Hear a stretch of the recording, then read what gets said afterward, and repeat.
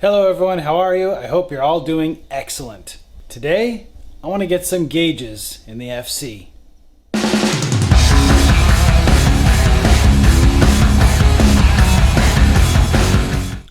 Now, the gauges we're going to be putting in today are just temporary, but even though the Haltech can put out this beautiful display on my laptop, and I know they do sell a gauge that is part of the CAN bus system that can display anything you want, it's a little bit out of my price range, just close to Dyno Day, and I'm working on a custom gauge setup, which I'll talk more about in just a minute.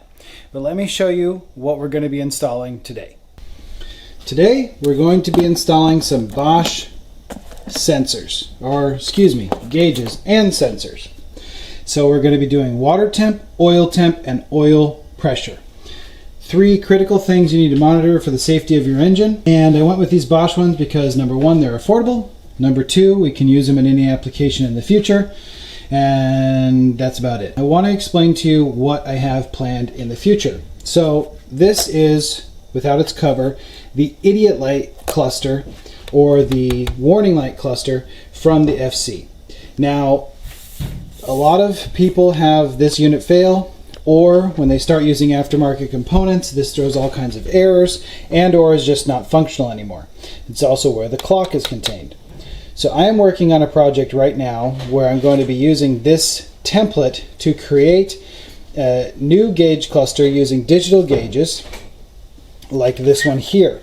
Now, most of the supplies for this build and the 3D printing that I'm working on is not going to be ready until late summer, but stay tuned for that. So in the meantime, I want to be able to monitor all these statistics for the car without having the Haltech plugged in. So we're going to unbox these and show you how to install 2 electric temperature sensors and a mechanical pressure sensor. Alright, so here are the contents of all 3 bags. These 2 are the same. We have a variety of fittings to try and adapt the sender unit, which is this piece here, into our inlet, and we have lights to illuminate these from the back, as well as some generic mounting hardware. This one is the oil pressure gauge, so we actually have some capillary tube which will actually run oil all the way up it to the sensor in the back of the gauge here. So it'll thread on there. And what we need to do is get all these things fitted to the engine. So here I have a T fitting. This is a 1/8 BPST, which is British something thread type, which funny enough is in a lot of engines, especially JDM engines, oil, pressure, and temperature sender units. Hopefully with these 2 holes, we can use a variety of fittings here to get both temperature and pressure in there. And then for the water temperature, we're going to use this to interrupt our radiator coolant line hose and thread it in through the top. So I'm going to go ahead and sort through these bags, figure out the fittings we need, get them kind of threaded in, and then we're going to work on installation.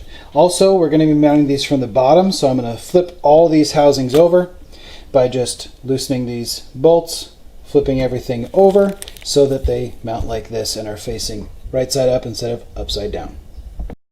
So I just want to show you as an example. I just took this nut that comes on there installed off, and this is the back of the electric temperature gauge. And if you can see right on top here, there's clearly labeled positive, ground, and S, which is for sensor or sender. And now, to switch it to the way I want it to, you just rotate it. Then I'll reinstall this bracket here. And it should be the way I want to mount it. And then the sensors are actually going to connect to these posts on the back side of this bracket. Now, before I get too far with my attempts to figure out which fittings I'm going to use, I need to pull this fitting that I have currently blocked off from the stock oil pressure sender.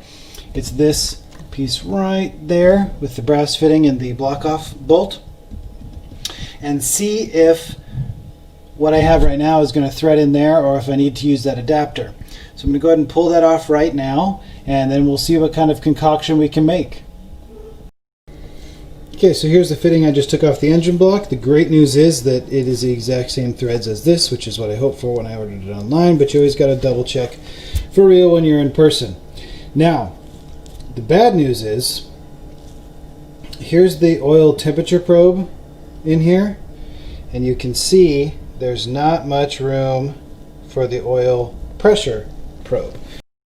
Alright, it looks like when you spread your Lego drawer out when you were a kid, but basically I have the fittings from the kits and also a bag that I've had for a little while, which is a generic oil sensor adapter kit from AutoZone. So I have lots of fittings to work with. The good news is this sensor threads right into our coolant hose fitting. No problem. Bad news is, with this one right here, we're not going to be able to fit both the sensor for temperature and the oil pressure fitting in it. If you look here, you'll see if I screwed that in, they clearly interrupt each other. That's okay, because I have an aftermarket oil pedestal, so I have another port I can put into for the temperature for my gauge. However, I am going to use this piece because I have a little block off here, because when I work on the aftermarket, or excuse me, the custom kit I mentioned, where it replaces the Idiolite cluster, I want to sell it as a whole harness and kit that you can plug straight in.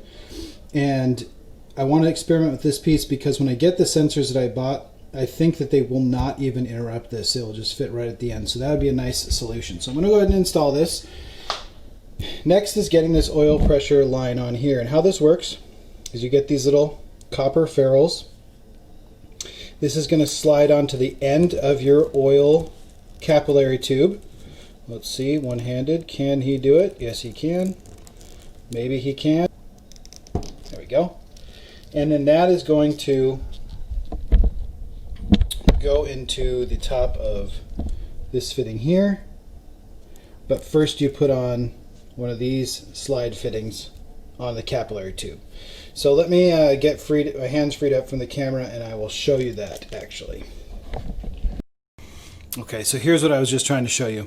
So this hex nut goes on first, then you slide this on, and the tapered end goes away from the hex nut fitting. So this is going to press down on it and press it into the receiver fitting. The receiver fitting is going to be a piece with your adapters that you finally get down to that looks like this. Okay, and then you have the same type of threads on the back of the gauge as well, if you can see that. So same way it installs on this end and on the part that goes into your engine. Okay, so you can see the capillary tubes right here, and right down here you can see the nice T-fitting we put there. Let me get a little more light on it for you. There you go. Right there with our fitting coming out and room to put in our sensor in the future. Right above it, if I can get it lit up, is the nice big hole where I'll be putting the temperature sensor. And then we're going to talk about some wiring. Okay, now that we got our adapters figured out and we got the plumbing done for the oil pressure sensor, let's talk about wiring. For our sensors, we need to think about three things. One, we need to power these two electrical sensors. Two, we need to power the lights that are going to backlight all these sensors. And three, we need to run the wire to the center unit so these two temperature sensors actually read. We're only concerned with the light for this one, so it makes it easy. But what I'm going to do is braid it all together and make one single harness, and I use a weather pack connector to connect it. This is also part of the plan for the future gauge cluster I'm going to build, because I just want to be able to plug and unplug the power harness for the whole situation. So let me show you what I've done already for wiring work in the car. So I've already pulled two 18 gauge wires through for our sensors. I've got this brown wire here for oil, and over here I've already pulled through a blue wire for water. Now the kit does call for 18 gauge wire for everything. Now inside the vehicle, what I have done is, this is where we're going to be putting our gauges. You'll see I already pulled through the capillary tubing, and we have our brown and blue wire, and something fell down, but there's supposed to be a red and a black wire up here, which I need to go find that wire right now. But if you have any trouble pulling wires through or where to go through, I highly recommend just grabbing a wire hanger from your closet, hopefully you still have some, and go ahead and untwist that thing, pull it out, and use that with some electrical tape. You tape the end of the wire and you pull it through after you've found your path. So let me go find my errant black wire, my ground wire, and then I'll show you how we're going to handle this. Now for our sensors, they gave us these nice little ring terminals to attach to our 18 gauge wire, but they gave us no other connectors.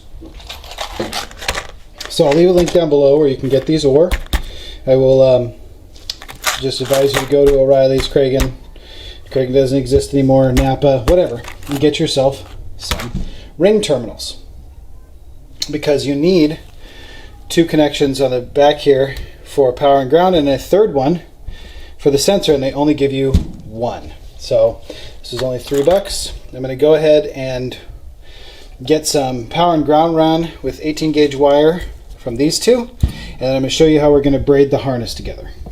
Alright, so this is how it's going to look once you've got your power wires connected. Again, these are 18 gauge, and here's our little light bulbs. So what you can do with these is you can run your gauge power off of ignition on, and you can run your lights off of your light switch. So when you turn your headlights on, these turn on, and they are dimmable halogen bulbs, so you can adjust them with your dimmer. This is a temporary setup, and I'm not concerned with all that. And if you want to do a simple install too, I'm just going to hook all these together, and it's going to be on ignition on. So you turn ignition on, the gauges turn on, and the lights turn on, and they're always on. So I'm going to braid all these wires, all the black wires and all the red wires, into one harness. And we're going to attach that to the power leads of 14 gauge wire I already ran into the cabin.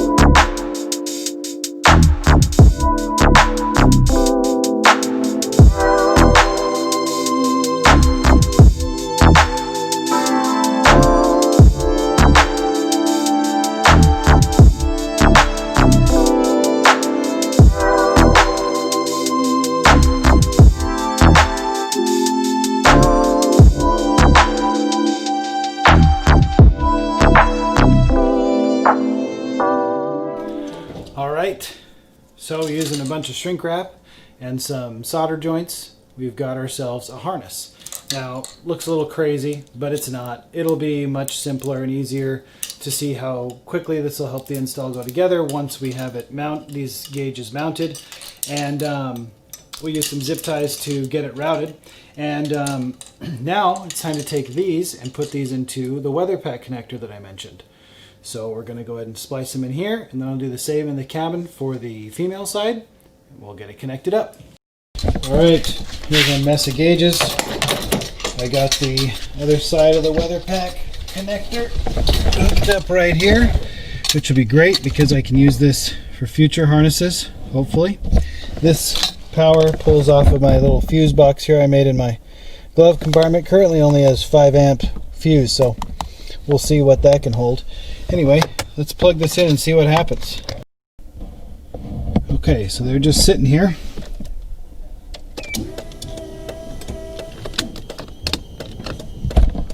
Well, one's lit up. Oh no, they're all lit up. Okay, good. Not very bright, huh? But that's okay. We might go ahead and put some LEDs in there if we need to. Again, just temporary. They don't look too bad there though. Alright, I'm going to deal with some of those wires, but now it's time to wire up our sensor wires. Okay, so took my blue wire, connected her there with the ring terminal, took my brown wire, connected her there with the ring terminal. Now we need to go do the same thing in the engine bay, but before I do that, I'm going to go ahead and connect my oil capillary tube. This is for a number of reasons. One, I want it to read on the gauge, but also I don't want to forget and have this spray oil all into the cabin. So I'll do that right now. So now we're working the engine bay, and I've got plenty of this brown wire, which is always good to have extra. You can use it for something else. So I'm gonna just get myself a little bit of slack and cut it so I can get a ring terminal on and reach this sensor down here right by my finger in the dark. And then we're going to use the same washer nut combo to attach it to there. So for our water temp sensor, our nice blue wire, situation is a little bit different because we need to create our own point to tap into it. So we're going to need to put this deal right in here. So I've got a bucket underneath the car. I'm going to go ahead and crack this upper radiator hose. We're going to get some coolant out of here, and then we will need to burp this afterwards. And then we're just going to slice through this radiator hose and make our own little splice.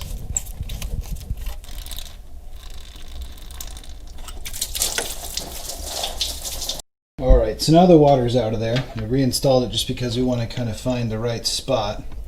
And I think right here is going to do well. So I'm going to go ahead and mark this because we're going to need to cut a section of it out, otherwise it's going to create more kinks and so on. And yeah, we'll cut that out and then slip this in there. It's late, I'm tired, but we're almost done. Okay, so we got our little piece in here, we've got this threaded in, we've got our sensor attached. Now, the gauges don't read anything until 100 for temperature. So, oil pressure should show right away if it's working. The temp ones will have to let it warm up, which is fine because I do need to bleed the coolant now since we opened up that upper radiator hose. So, let me go ahead and fire up and we'll see what happens. Alright guys, it's the next day. I'm feeling much more fresh and ready to continue on with this project. So, got some bad news.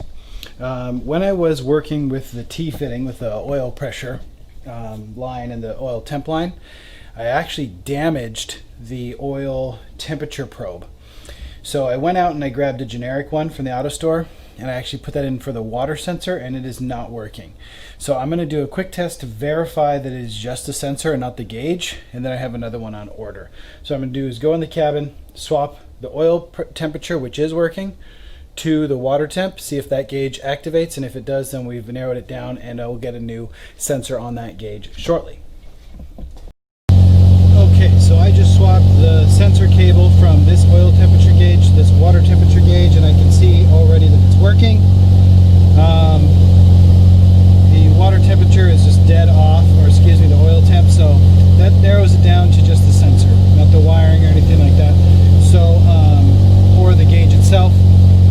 And as far as accuracy, oil temperature here at 129, this is about at 125, so it's pretty close, at least gives you a ballpark. Oil pressure saying around 60, oil pressure here 53 or so.